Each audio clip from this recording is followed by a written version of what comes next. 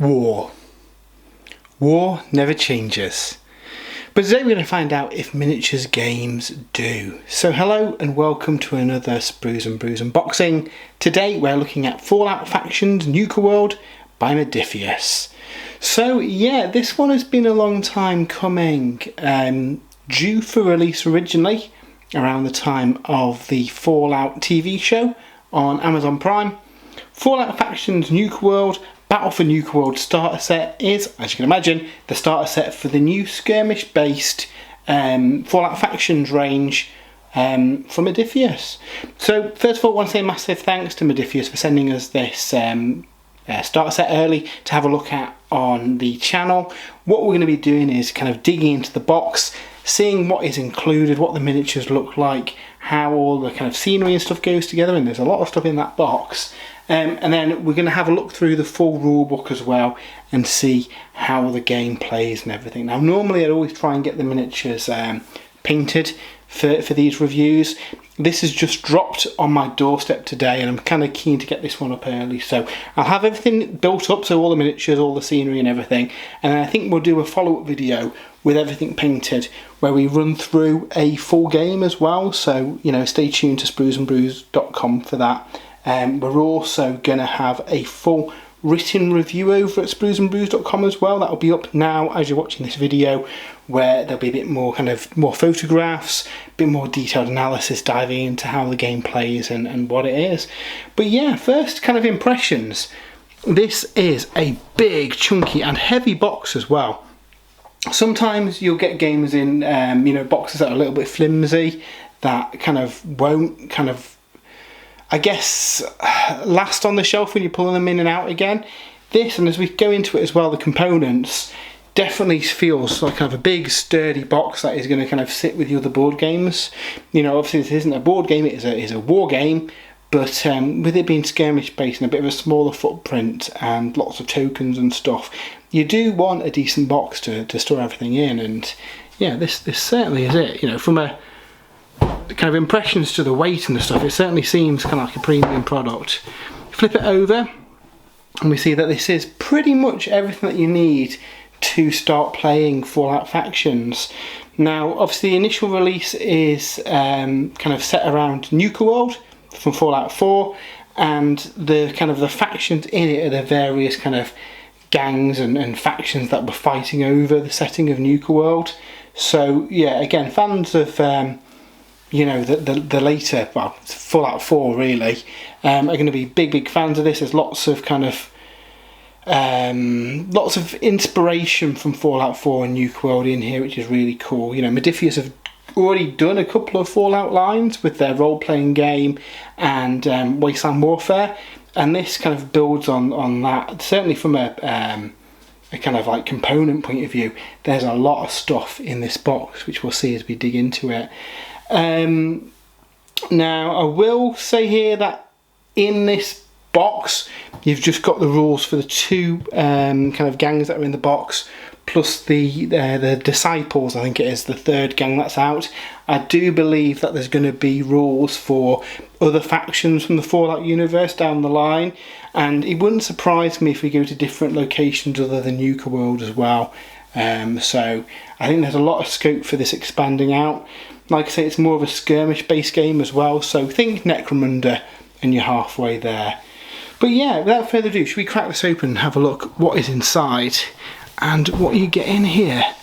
So if we take the lid off, and yeah, it is chock full of stuff. We get the full core rulebook first, which we're going to have a look at in the second half of the video in detail, just to go through all the rules and kind of, you know, how it plays and everything. But a good softback book, nice quality to it. So again, we'll look at that in a second. What's also really nice, you get two glossy sheets for your factions. So all your faction stats, all your abilities and stuff, and then on the back of it, all your kind of like narrative stuff as well. So your various goals and your progress and everything. That's nice. Now I haven't tried this, but I suspect with it being glossy, dry white markers will probably work on these, making them kind of really handy for recording your kind of gang progress over the course of a campaign. And obviously it makes them easy to photocopy these as well if you want, you know, ones that you can write on with pen or pencil as well. So really cool that they've included them. I was kind of expecting a pad of paper ones, and these definitely feel a bit more kind of premium in your hand. Next up in the box we have a double-sided poster slash gaming surface. So if we open this up, we get, on the reverse of it, a nice, let's just zoom this out a little bit, a nice Nuka-World poster, but on the other side it is the gaming surface for the game. So not a massive footprint again. I'll put on screen now what the dimensions are of it, but you know what, that looks okay.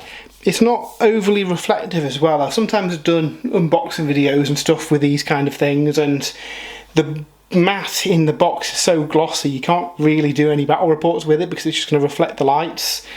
But this looks nice. There's enough detail on there. I mean, most people playing this, I guess, would probably want to kind of upgrade to a neoprene matte or something, just because it feels a bit better like the matte I'm using underneath here. With it being a smaller surface as well, they're probably not going to be overly expensive to pick up. I'm sure if there aren't already some of this size available, there will be soon. Eyeballing it, it does seem similar kind of dimensions to some of the Games Workshop tiles that I've been in there as well. A lot of games are moving to a smaller footprint, so it does fit on a dining room table. So yeah, there's definitely going to be options there, but yeah, this looks nice enough. There's a few little details and stuff on there. A nice touch having a poster on the reverse of it as well if you are just going to upgrade to a more premium option. There's also a lot of cardboard within the box as well, so if we take these out, this is all your tokens. These are all double-sided and again are used for your statuses, and these are big, thick, chunky tokens as well. You know, some games you get quite thin, cheap feeling ones, but these feel really chunky and good quality, so that's a good positive. We also get a load of terrain as well, which is really nice. So looking forward to putting this together because yeah, I've seen some images of this online but not actually had it in the flesh yet. And decent slot together card terrain is pretty good. There's easily stuff you can do to hide like the joins and make them look kind of more lived in. Reverse kind of printing on it as well, so I don't know if they can be built multiple ways or it's just like interior detail maybe, I'm not sure. We'll see when we come to build it later on in the video. It does look like they're the same. Yeah, it looks like you get a couple of the same, so you can build one each way in order to have the various designs of it, so that's a nice touch. Quite clever how they've done that. And then again some more kind of tokens and detailing. I think this is the kind of game that it would really kind of suit having a nice thematic board for this.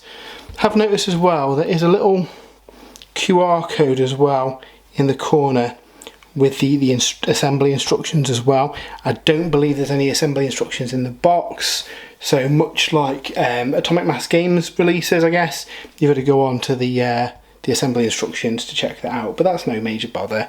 So we'll move those out of the way and have a look what else is in this chock full box. So again, I mentioned earlier how it feels like a nice sturdy box and definitely kind of a premium vibe to it. We've got nice plastic dividers separating out the plastic components, and we've got, just take these to one side for now, a really nice tray inside here as well to store all the parts between games, so that is a big plus for me. It's not something you always get in these kind of releases as well, so really good that the space is for your tokens and cards and dice and everything. So yeah, and you could probably fit the miniatures in here as well between games. The scenery you could probably take apart and put back in, but personally I'm probably going to leave it fully built because I think it's a bit more sturdy, and they tend to get a bit flayed over time, those cardboard scenery, if you kind of assemble them and disassemble them over time. But yeah, there's a lot in there. So before we jump into that, let's have a quick look at the miniatures. Now I've looked at some of the Fallout Factions miniatures before, the Disciples, and what surprised me with these is these are not like two sets of duplicate sprues. Each gang has 2 unique sprues with 5 bodies on each sprue and a range of different weapons. Now obviously this is a kind of like a campaign based game where you're going to have different gangers with different equipment and loadouts and stuff, and that's definitely reflected in the kits as well.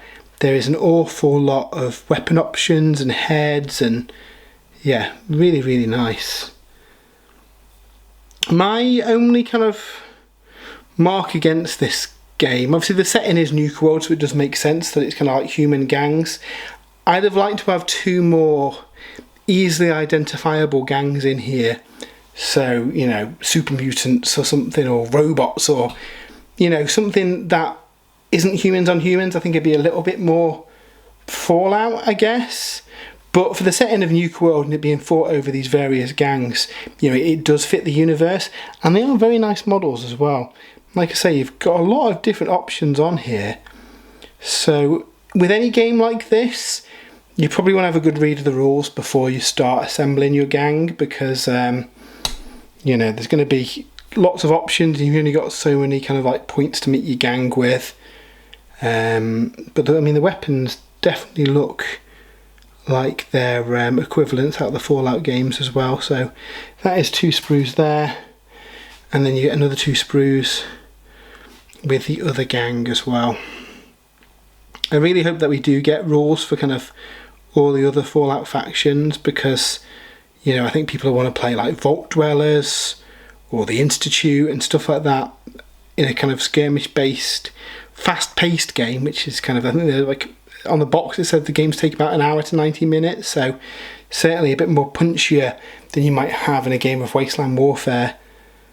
But yeah, really, really cool. All sorts of rockets and all sorts on there. And then the final sprue is the other half of that one.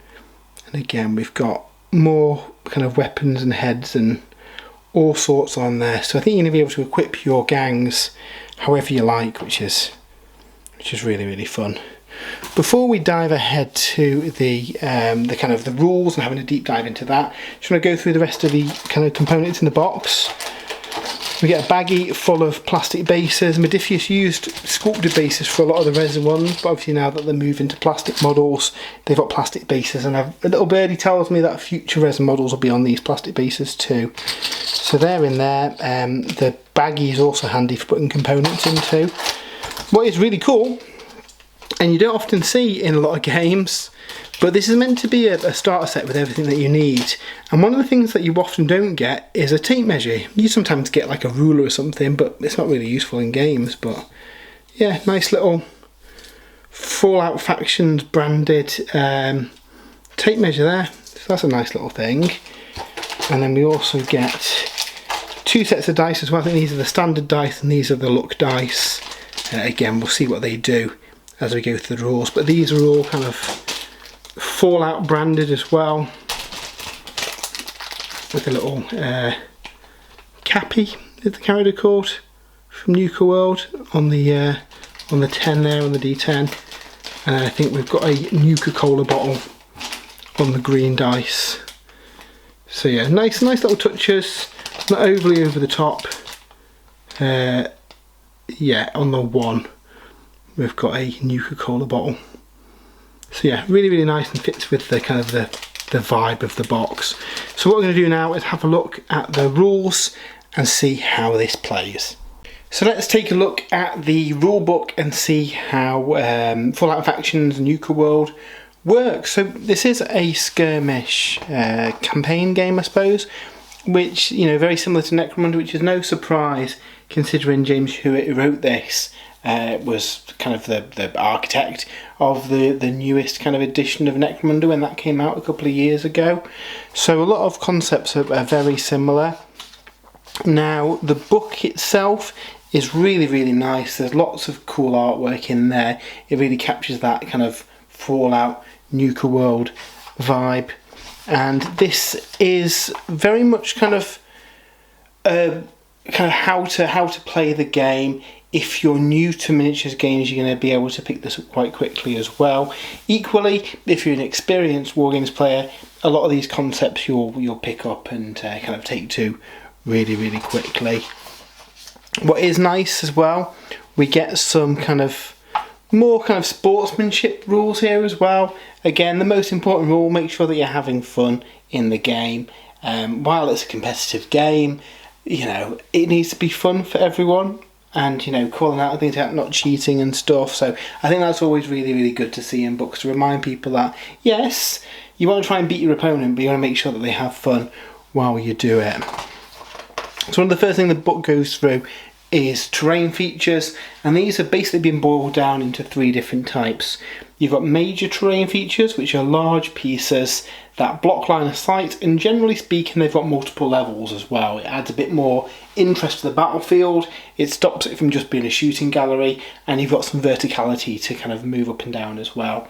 You've then got minor terrain features, which can be scattered around on the battlefield to duck behind to try and get some cover, and again make things a little bit more interesting, break up firing lines, but they're not quite as large as those major terrain features.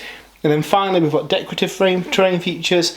They're just there for aesthetic purposes and they have no impact on the game. So you're talking for stuff that's kind of not as tall as a miniature there, bits of wood and stones and stuff that you put on the battlefield just to make it look more interesting. So it's not too complex, the terrain rules in this. Really the interaction it has on the game is, if you can see someone clearly and they're completely unobscured, you get extra dice when you're making attack tests. If you're behind kind of a bit of scenery, you don't get that, and obviously if you can't see one entirely, you can't see them. So really simple scenery rules, not too complex. It makes life a lot easier. We then get a bit of an explanation on the crew roster as well. So again, if you've played games like Necromunda, you'll kind of know what this is. Basically it's a list of all your various gang members, their names, all their stats, what perks and weapons and stuff that they've got, as well as tracking all the campaign long stuff as well. So how many caps you've got and your various objectives that you're trying to get. Another profile on here, this is Fallout, so it's based on special. So you've got strength, which is kind of your heavy and melee weapons, perception, which is used for firing rifles, endurance, which is basically tested against when you're trying to attack an enemy model. The higher the endurance, the more kind of sturdy they are, the harder to kill. Charisma is it represents kind of how many people nearby can support actions, and in this game when you activate a fighter, you are able to move other nearby fighters or do supporting fire with other fighters. That charisma stat interacts with all that. Intelligence basically determines how likely you are to stick around when things start getting hairy, and it also has rules that interact with a few terrain features.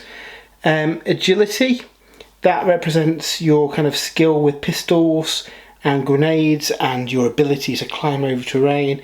And then luck is a really important skill, because that determines the types of dice that you get when you're making tests. And again, we'll see all that in a bit more detail as we go through the book, but kind of really simple to pick up. I kind of wish there was some cheat sheets in the box that kind of spelt out what each of those stats did, but after a few games you'll pick it up, and it's probably easy enough to make your own cheat sheets for that too. So the way tests work, you'll have a test which will have a number and it will have a letter corresponding to one of your special stats. So for example, we've got an example down here of a handmade rifle. That's got a test score of 4p. So you'd get 4 dice, and the stat that you're testing against is P, perception. And basically what that means is that you'd make a pool of dice, you'd roll those dice, and you'd try and meet a certain target score. So in the case of this one, it's against your perception score. Now, we saw earlier that there's two types of dice, the standard dice and the kind of like luck dice. When you make your pool, you first of all add a number of dice equal to your luck stat. So say if you've got a luck of 2, you take 2 of the blue luck dice, and then the rest of the dice are then filled up with your red standard ones. So, for example, in that case, you would take 2 blue ones and 2 red ones. That would add up to 4 dice for the 4 needed for the test, and then you'd roll them. When you're doing the test, so you're basically looking to roll equal or below the target number. So if your perception is 5, for example, anything 1 to 5 will be a success. Anything over that misses and it's taken out. And in the case of weapons and stuff, each one of those do a hit. For other tests, basically it determines whether you succeed the test or not.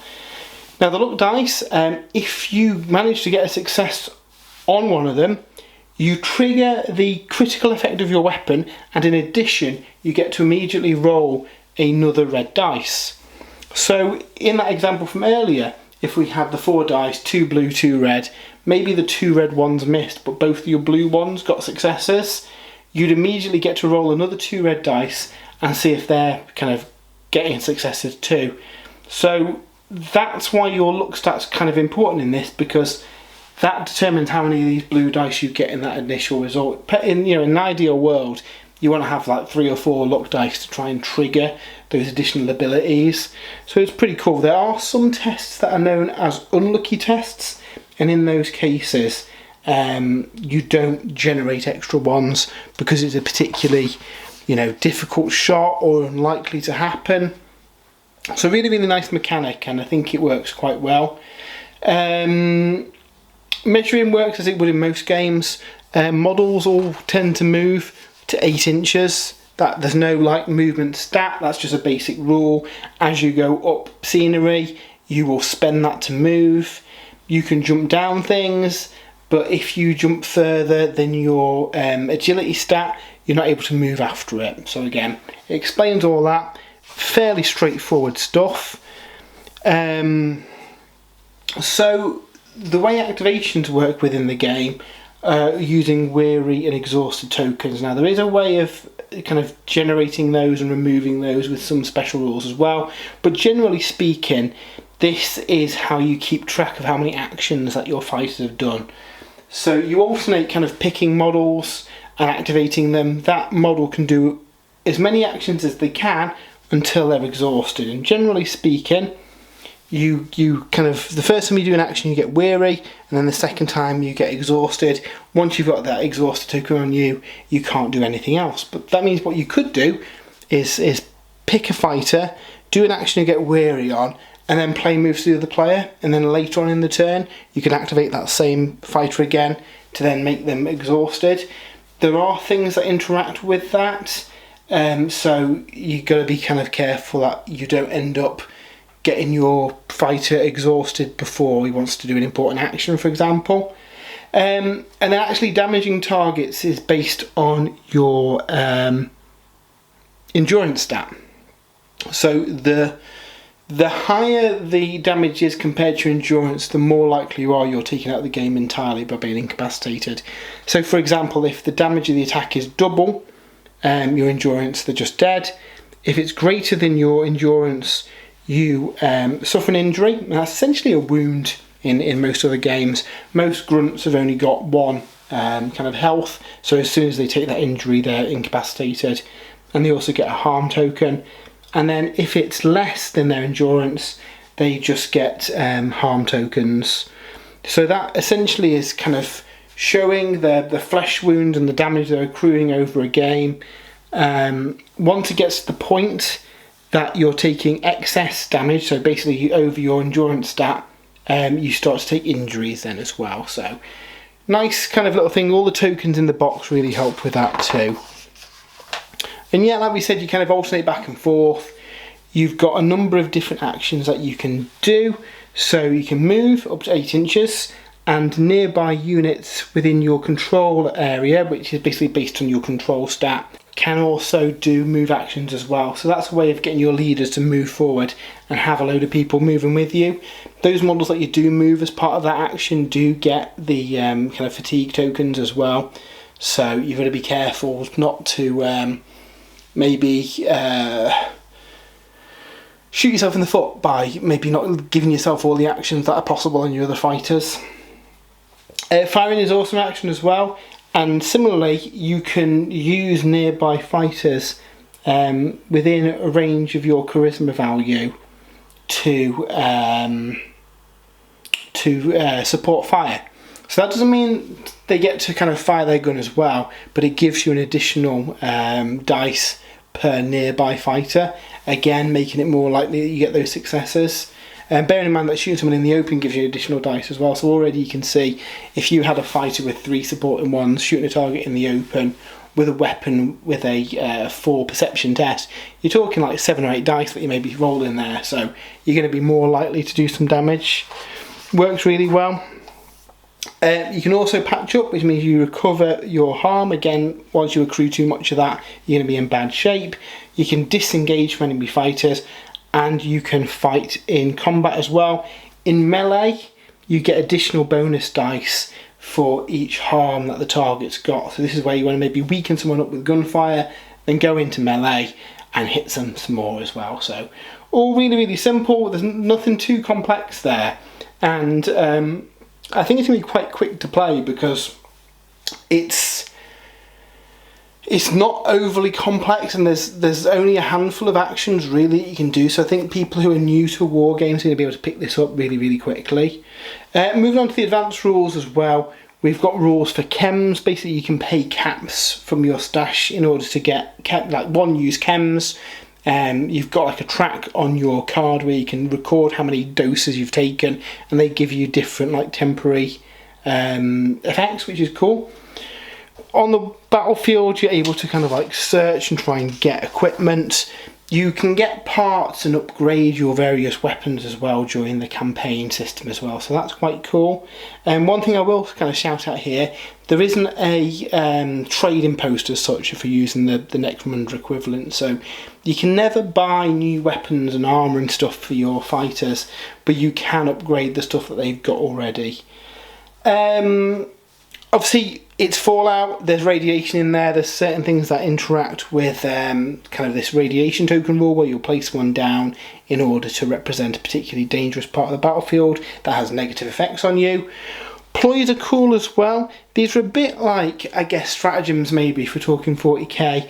You get a number of them, so let's say 3 per gang, and you can spend those in order to do your ploys. Each gang has their own ones, and there's also some additional standard ones as well. Now obviously that's a limited resource, you've only got so many of them that you can use, but they can be important to kind of like get the jump on the enemy. One thing that does exist in this game as well, and it's very much set in Nuka-World completely this. Coming into this review, I thought that, okay, well this is the new Fallout skirmish game, and the box is themed around Nuka-World, but the rules will kind of go elsewhere. Really, the setting is very much about Nuka-World. All the locations are Nuka-World, and we've got the various parts of the park with different rules that apply to each of them. Now, this is Fallout Factions in Nuka-World, so it wouldn't surprise me that in the future we maybe go to other locations. But yeah, all the kind of like locationary rules in here are all about that. Making a gang is very, very familiar if you've played games like Necromunda before. Each model, kind of unit choice, has got a value. At the start of the campaign you get 250 caps in order to buy your gang. Anything that you've got left over from that will go into your stash, ready to spend after other games. What's different here though, and we'll see this in a little bit, rather than buying a fighter then buying their equipment, each kind of fighter type will have a number of preset loadouts. So you might want a champion with a shotgun, and that'll have a value. Or the same model with a melee weapon and a pistol, that'll have a value. So there's less customization than you would get in something like Necromunda, and I do wonder if we'll get a follow-up expansion or supplement or something which actually allows you to fully tailor your gangs. Because one of the things I didn't like about this box is that there are ways of building the models on the sprues which would leave you with a model that you're not actually able to use within the game because those weapon options aren't legal, which seems really, really odd. Obviously, the sprues have been built for use in Wasteland Warfare and this, and one of the gangs, for example, has got a rocket launcher on the sprue, but that gang can't actually use them. So if you were just building the models and thought, oh yeah, that looks cool, I'll build it that way, there's not actually any rules or profile to use that, which again seems really odd. I'd have liked to see the ability to spend kind of caps between games getting new weapons and stuff as well, but again, we might get this expanded in the future. What you do also do on here, which is fun, which we'll see a little bit later, is the kind of narrative stuff as well. So your gangs have got various goals that they're working towards, and that kind of tracks the progression of them. We'll see these in a little bit. So yeah, if we flip over here, playing through the game works out, you know, as you'd expect. You determine the mission based on kind of what's happening. There's various scenarios that you can play as well. There is a default kind of like skirmish in the Wasteland for the first, every time a player's having their first game. So that kind of like shows you the ropes. One thing to note here on campaign play, unlike something like Necromunda, you don't have to play with the same group. So your progression is tracked on your own sheet. So you could play with multiple different groups and track your own progression, and it doesn't really matter, which is pretty cool.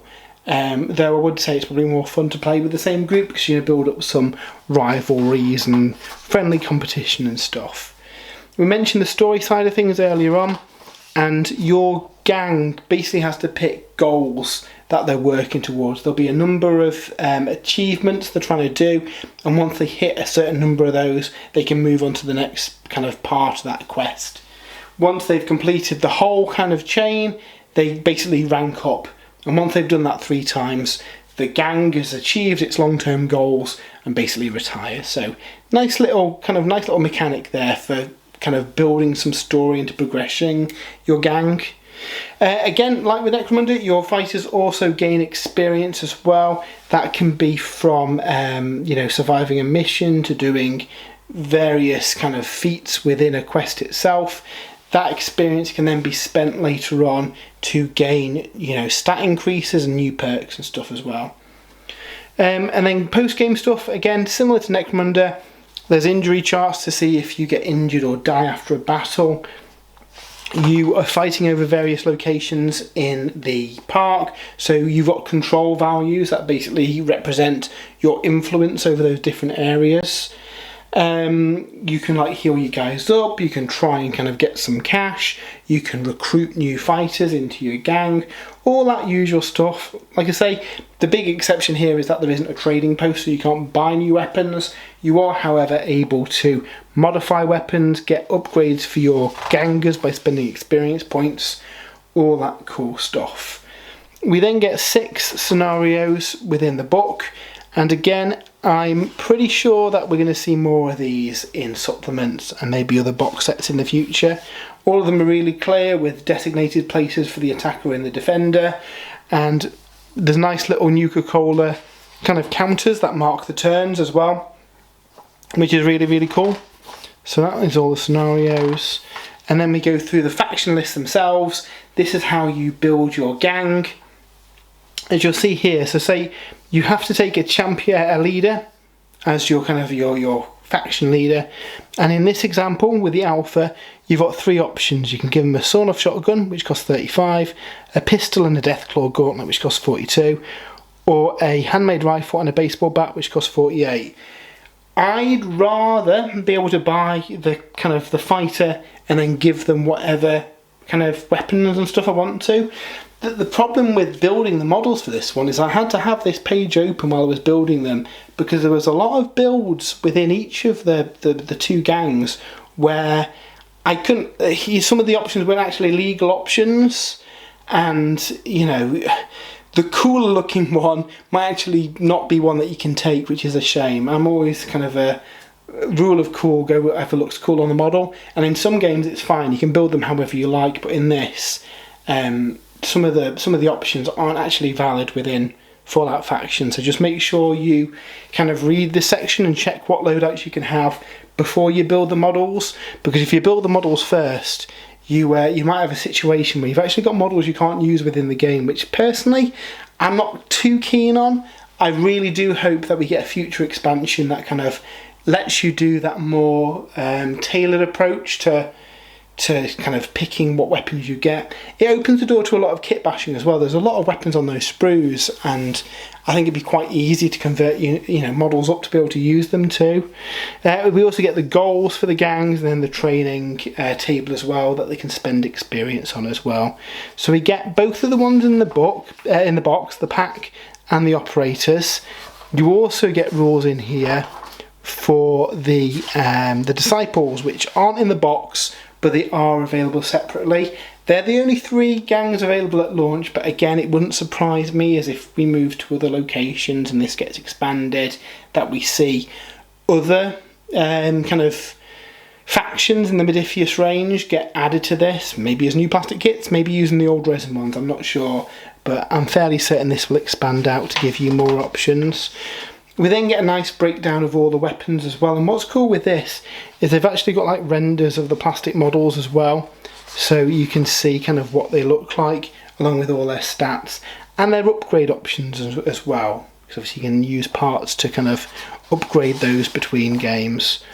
So yeah, really nice book, and then you get full reference at the back with all the kind of critical effects and traits and stuff and all the bits that you need to use in games, along with all the chem effects and all the perks that you can earn as well by levelling up your gang. So yeah, let's quick look at the rule book. Before we close out the video though, we'll have a look at the assembled models and the terrain that comes in the box. So yeah, I spent the last couple of hours building up all the stuff in the box, and yeah, it was pretty fun. The card scenery looks pretty good for slotted together card scenery. The card's really thick, and it went together pretty easily. What I would say is that a lot of the pieces, if you don't use glue, they're going to be a bit of a pain. Like these, they don't stay attached, they just fall off unless you glue them on. Likewise with like the top of this, the top sections of these, they all come away. Most of the stuff on those kind of card sheets as well is double-sided, so you've got a bit of a kind of choice on kind of how they look. So for example, if we look at the Nuka-World sign here, the reverse of it can actually be built as another ramp like this. Both of these are kind of got different printings on the inside of them, so you can change what they look like, so that adds to some variety for when they inevitably sell this as a separate thing as well, to have a bit more of a varied battlefield. Some of the little bits are nice. There's a little bench and there's kind of signs and bins and stuff, so yeah, they're pretty cool. They do sell some kind of 3D printer files for some really nice looking Nuka-World scenery. I really wish they sold those separately, kind of as physical releases. I don't have a 3D printer, and I'd love to have a proper like Nuka-World themed board, because I think this is going to be one of those games where having a really nice detailed environment is going to kind of add to the playability. We've then got the 2 gangs as well.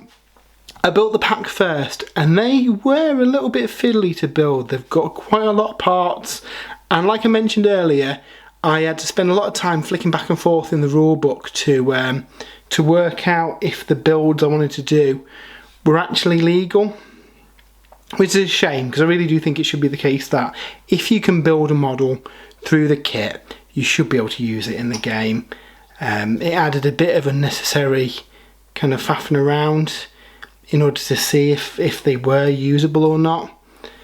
But they're very, very nice models. Now, I mentioned at the start of the video, having 2 kind of similar looking gangs doesn't help, but on building these are actually very, very different. So the pack have got lots of kind of like animal motifs and stuff. They've got a very different kind of armor style and look to them. Again, the weapons kind of look look different as well. So painted up, both these gangs are going to have very different silhouettes and look very different kind of from each other. So that is the pack. And the other gang in the box are the operators, and they've got a very different vibe to them. There's kind of lots of suits and high-tech weaponry, a little bit of a kind of more, I guess, cyberpunk theme to them. So again, a different look completely to the pack. So my worry kind of going into it is that, well, it's humans versus humans, so it's going to look very samey on the battlefield. And at first glance, they weren't quite as kind of different looking as like some Necromunda gangs, for example. But having built them, they are very, very different styles, and I don't think there's going to be any issue at all kind of identifying who's on whose gang. And again, the Disciples have got a different look to them as well. And what's cool about these miniatures as well, you can use them in Wasteland Warfare as well. You actually do get more weapon options to make them usable for that too, which is really cool. But yeah, really nice model. I'm looking forward to painting them up. Like I say, I'd normally try and get these all painted up for a review, but this dropped on my doorstep this morning. I want to try and get the video together as soon as possible to get it out there. So what we'll be doing is working on these in the background, and we'll probably do a follow-up video when they're painted, and I'd like to do some battle reports on these too, because yeah, I think that'd be really, really fun. So yeah, that is our look at Fallout Nuka-World. So that is the new kind of starter set for Fallout factions. I think this one's going to be popular. Obviously the TV show has, you know, generated a lot of interest for Fallout, and like I said, I think originally this was meant to release alongside the TV show. Unfortunately, I think, you know, global effects at the minute are still delaying shipping, so unfortunately that's meant that it's landed a little bit later than was intended. But it's been worth the wait. I think it's a decent box. You get a lot of stuff in there. The card scenery is really nice. The components are all high quality. Both the kits are nice too. I think they're going to paint up really, really nicely. The card scenery as well, you could take some paints and hide, like where the card tabs interact with each other as well. So yeah, I think this is going to be a popular one. I hope that there's kind of support for this going forward, that we get more factions added and some different environments as well. The Nuka-World kind of theme is cool, but I think if you're not selling kits of rides and amusements and stuff, it could be anywhere and not Nuka-World. So yes, they sell the kind of the printable versions. I really hope that we see physical ones that you can buy, because that's really going to sell kind of that you're in Nuka-World. And yeah, more kind of, I'd like to see the gang development expanded. I'd like to see the ability to pick up new weapons and swap them out and stuff, and have a bit more customization than there is at the minute. I do wonder if that's because this is an introductory product, and then later on they'll release supplements that maybe expand that further. But yeah, looking really cool. So if you haven't already, check out spruesandbrews.com, where we've got a full write-up of the game as well, and some more photos of all these models and the scenery and everything too. Head over there if you are interested in checking that out. And if you've enjoyed the video as well, why not give us a follow? We do lots of unboxings and battle reports and videos like this. Liking and commenting on the videos is a massive help as well. Really kind of drives the algorithm to push more people to the site as well. And if you would like to support the site as well, we do have an affiliate link to Element Games in the description. Anything that you buy through there, we get a bit of a kickback, which goes towards helping to run the site. But yeah, until next time, have a great week, and we'll see you soon.